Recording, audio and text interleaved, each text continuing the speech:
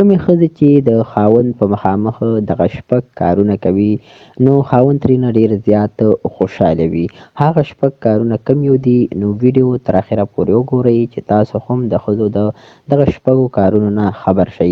په دغه کې اولنی کار چې کوم ښځه کوي، چې کله د خاوند د راتلو ټیم شي، نو دغه ښځه به خپل ځان تیاروي او پاکې کپړې به اچوي او خاوند دپاره به میک اپ کوي چې خاوند یې کور ته را دننه شي او خپله ښځه ښایسته پاکه سي کړي، نو د خاوند د ټولې ورځې ستړیوالی ختم شي.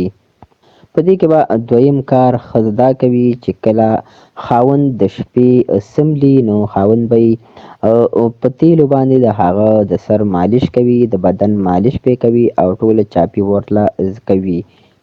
او دریم کار چې کومه ښځه کوي، یعنې خاوند دپاره به روټۍ ښایسته تیاروي. کومې چې د خاوند خوښه وي، نو د هغې مطابق روټۍ به خپل خاوند له تیاروي او ښه ښایسته انداز کې به هغې ته مخې ته ږدي، نو خاوند یې په دغه کارونو باندې ډېر زیات خوشحالیږي. څلورم کار، ښځه به د خپل خاوند تعریف کوي. هر ځای کې به یې د ښځې خپل خاوند تعریف کوي او عزت پې کوي.